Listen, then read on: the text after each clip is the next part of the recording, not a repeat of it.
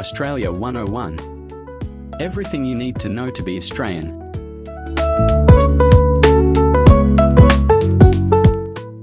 Australian English 101. Australian English differs from other varieties in its phonology, pronunciation, lexicon, idiom, grammar and spelling. Australian English is relatively consistent across the continent, although it encompasses numerous regional and socio-cultural varieties. The phonetic alphabet. You will hear the difference in Australian phonetics versus American phonetics. Please take note and listen carefully. Hi. This is Liam. Here's how an Australian read the phonetic alphabet. A. Alpha. B. Bravo. C. Charlie. D. Delta. E. Echo. F. Foxtrot. G. Golf. H. Hotel. I. India. J. Juliet. K. Kilo. L. Lima. M. Mike. N. November. O. Oscar. P. Papa. Q. Quebec. R. Romeo. S. Sierra. T. Tango. U. Uniform. V. Victor. W. Whiskey. X. X-ray. Y. Yankee. Z. Zulu. Thanks, Liam. My name is Rick from America, and this is how we read the phonetic alphabet. A. Alpha. B. Bravo. C. Charlie. D. Delta. E. Echo. F. Foxtrot. G. Golf. H. Hotel. I. India. J. Juliet. K. Kilo. L. Lima. M. Mike. N. November. O. Oscar. P. Papa. Q. Quebec. R. Romeo. S. Sierra. T. Tango. U. Uniform. V. Victor. W. Whiskey. X. X-ray. Y. Yankee. Z. Zulu. Just an additional comparison, guys. My name is Daniel and I'm from the Philippines, and this is how I read the phonetic alphabet. A. Alpha. B. Bravo. C. Charlie. D. Delta. E. Echo. F. Foxtrot. G. Golf. H. Hotel. I. India. J. Juliet. K. Kilo. L. Lima. M. Mike. N. November. O. Oscar. P. Papa. Q. Quebec. R. Romeo. S. Sierra. T. Tango. U. Uniform. V. Victor. W. Whiskey. X. X-ray. Y. Yankee. Z. Zulu. Now, how's that for a comparison? Listen to each distinct accent and pronunciation, and try to practice it, then you'll eventually get it. Australia has relatively subtle regional pronunciation differences compared with Great Britain, though this is not to deny that differences exist and are growing. Like many of the varieties now covered in the OED, the focus for the Australian English model is the middle of 3 points on a spectrum of pronunciation. Rather than the high-prestige cultivated form or the low-prestige broad form, our model is intended to reflect the variety of the majority, known as general. Australian English is not a rhotic variety, so a sounds pattern more similarly to British English than US English. However, some speakers flap T between vowels in words such as bitter or in phrases such as get out, in a similar way to US speakers. This appears to be an increasing phenomenon, although there remains variability, and at least 3 other types of T are documented: a British-like T, one with S-like frication, and a possibly more context-restricted glottal stop. Our Australian English model condenses these into simply unflapped and flapped transcriptions, T and D respectively, and both forms are given. Purely for consistency, the unflapped pronunciation is given first in each case.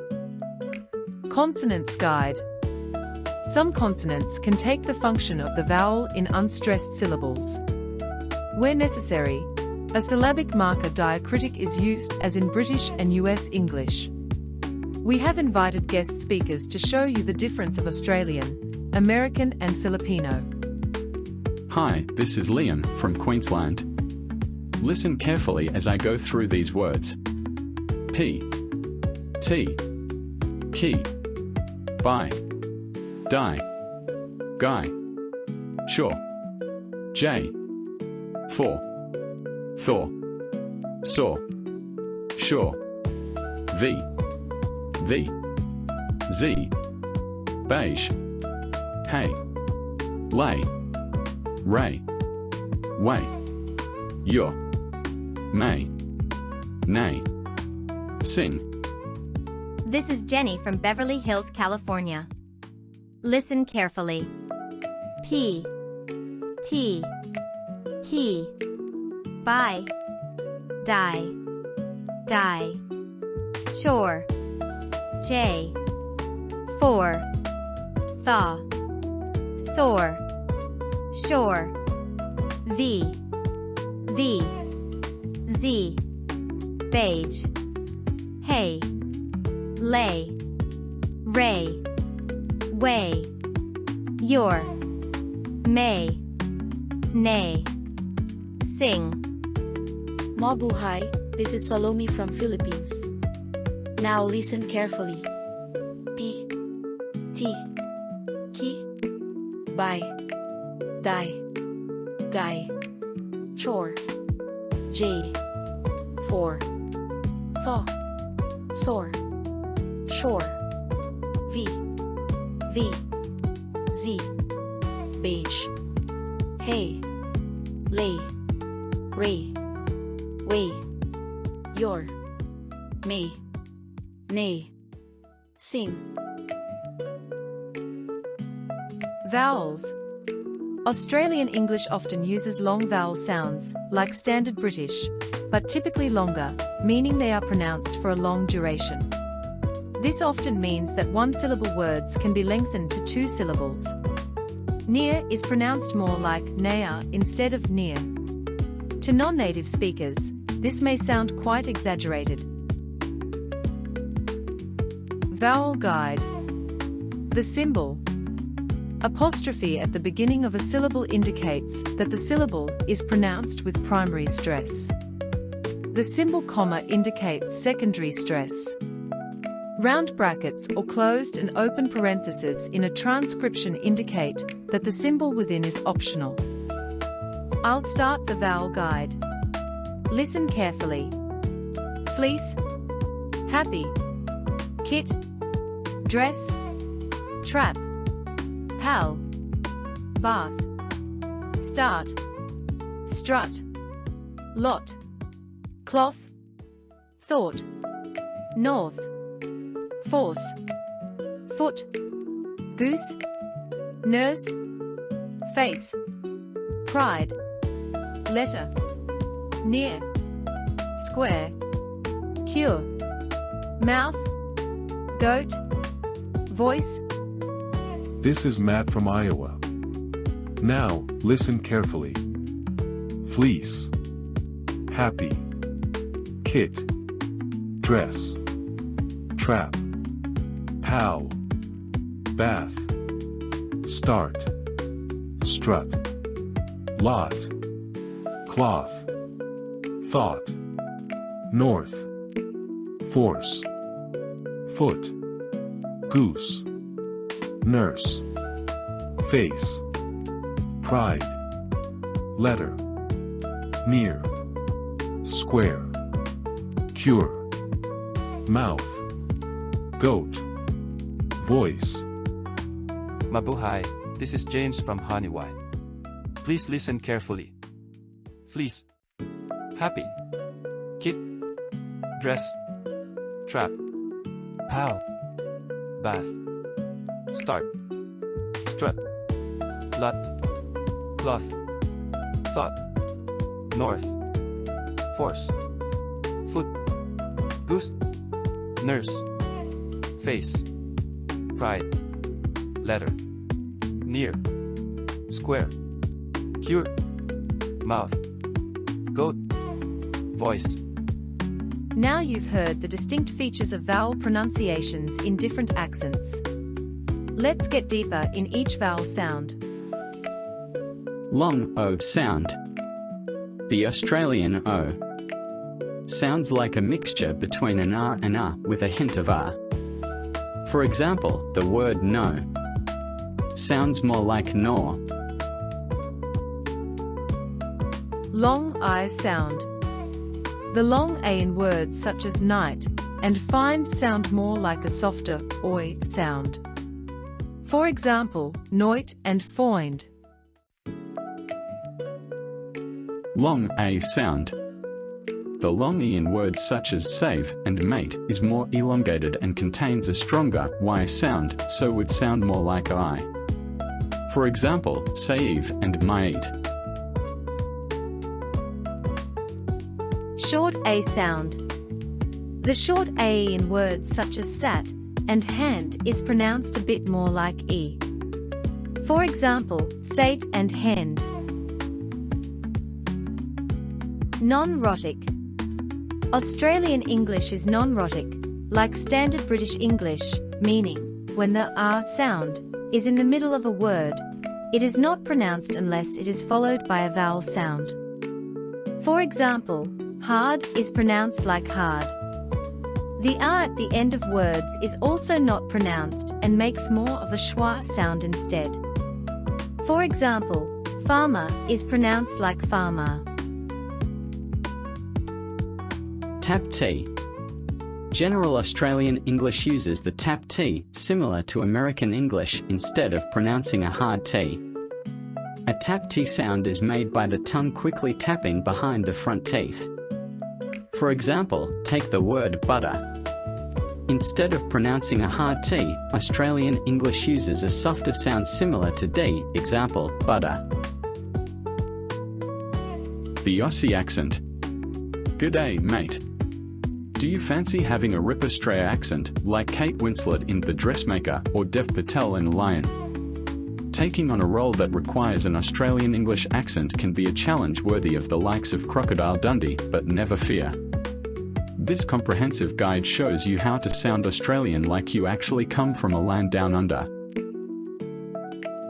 Regional variations of the Australian accent. As with most countries and languages, there are a variety of features that can mark an Australian accent, but each dialect doesn't necessarily embody every feature. Variance in pronunciations or slang words often occurs depending on where a person has grown up. For example, when someone from the United States has a distinguishable accent, it's pretty easy to determine if they are from, say, Southern California versus upstate New York, Boston, or the Southeast. But Australia really doesn't have those indicators in their dialects. While you're not likely to be able to tell if someone is from Sydney versus Perth by their accent, you can probably tell if they are from a more urban or rural part of the country. Different Australian accents. A paper published for the 2010 Third International Conference on Knowledge Discovery and Data Mining breaks down the three classifications of an Australian accent: broad, general, and cultivated. Broad. This is the accent that is most recognizable to non-Australian English speakers, as it's the accent typically used in non-Australian media, but it's historically associated with the working class. It's more of a drawl than the other accents, with a slower speech pattern, longer diphthongs, two vowels combined to form one sound, like enjoin, or loud, and a more nasal tone. In a broad accent, a word like kite sounds more like coit. Most people that speak with a broad accent are from more rural locations. The crocodile hunter aka Steve Irwin's accent is a recognizable example. General. The most commonly used accent today, the general accent, is what you'll hear in Australian-made media. It is less of a drawl accent than the broad accent, but still has distinctive pronunciation differences from, say, British English. Most speakers live in suburban to urban parts of the country.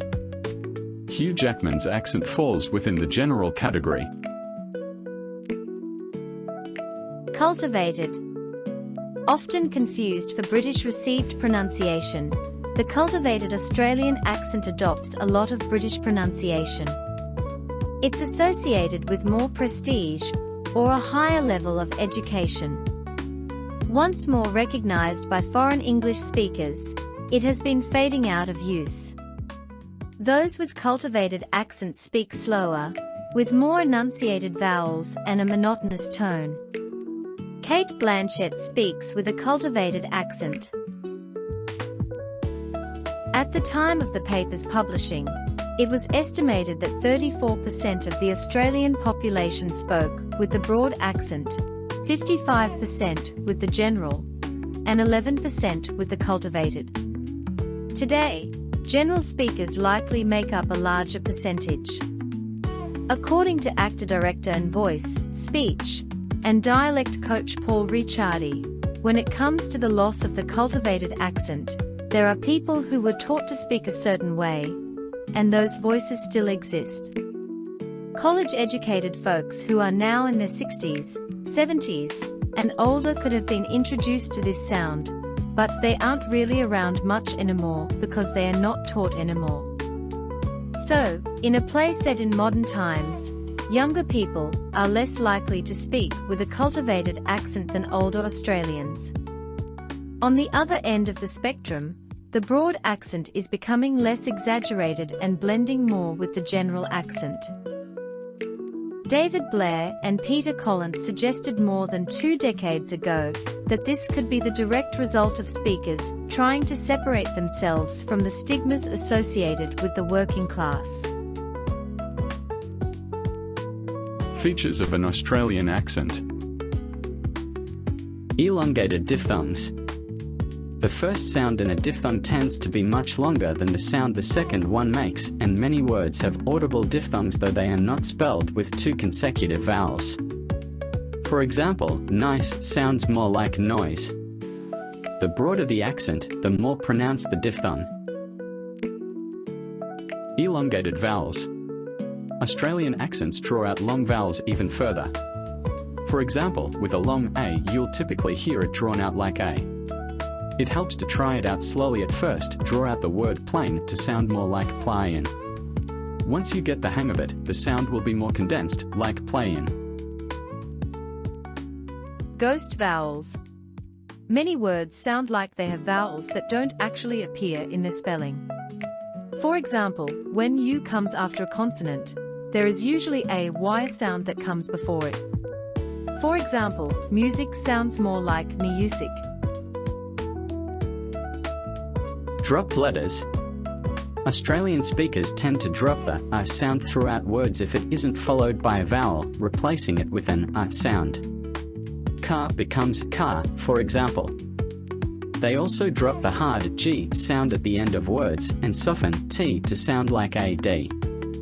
For example, riding instead of riding and better instead of better.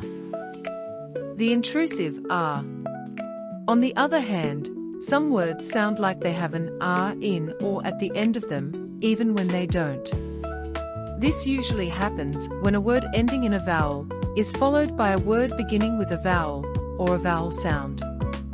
For example, draw it can sound more like draw it. An overabundance of slang. Beyond shortening whatever words they can, Australians have a plethora of slang words in their everyday language.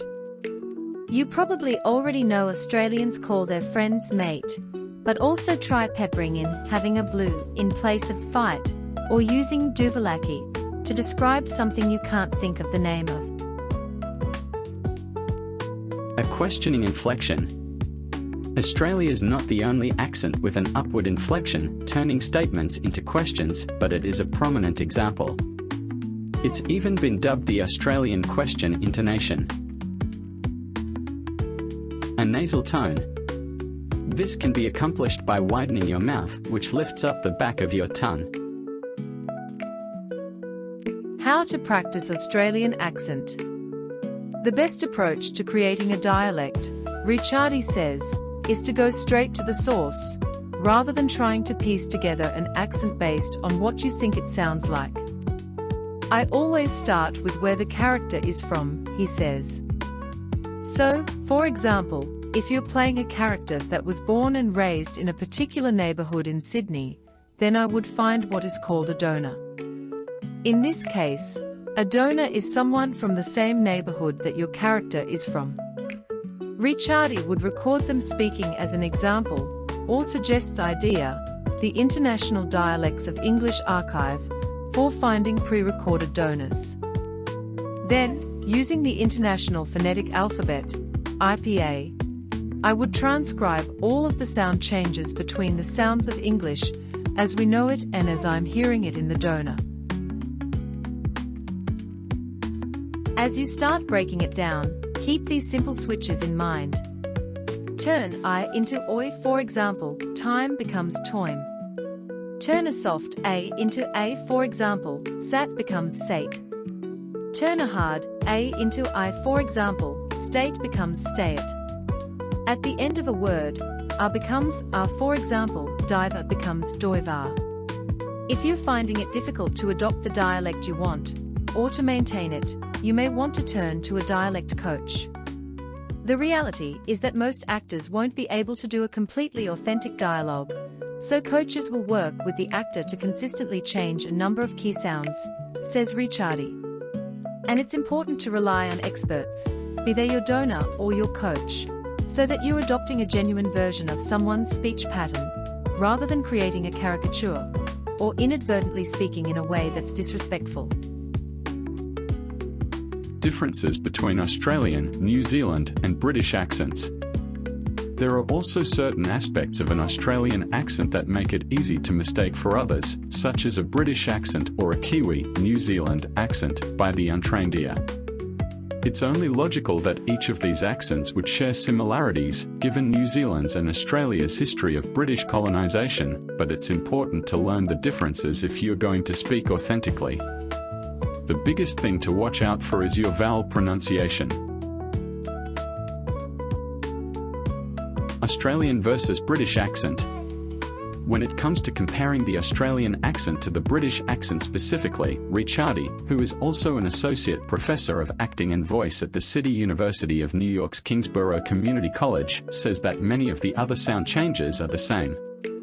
Both are non-rhotic accents, meaning that when an a comes before a consonant or at the end of a word, the sound is dropped. For example, hard will sound more like a hard, and baritone will sound more like baritone. This can make differentiating the two difficult.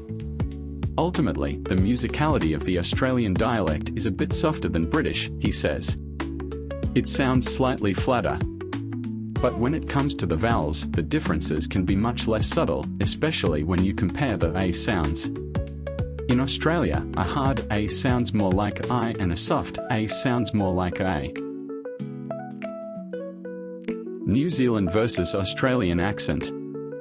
A New Zealand accent, on the other hand, is mostly non-rhotic throughout, with some dialects being considered semi-rhotic. Ricciardi points to the vowel sounds again as the biggest indicator of the accent's origin. For example, Australians often really draw their vowels out, like in the example of plane, where that long a sound stretches from a to a, while New Zealanders shift a lot of their vowels to sound like others. Take a fish and chips. An Australian speaker will sound more like fish and chips, drawing out that I sound, whereas a New Zealander will shift the I to a U, pronouncing it like fish and chaps. How to perform an Australian accent. When the time comes to perform in your accent, warming up your voice effectively is just as important as if you were about to sing. You want to work on your articulation and breath control so that your brain and mouth are both ready to handle your unusual pronunciation. Tension is the enemy of good dialect work, Ricciardi warns. It's important to ensure you're relaxed, especially in the neck, jaw, and tongue.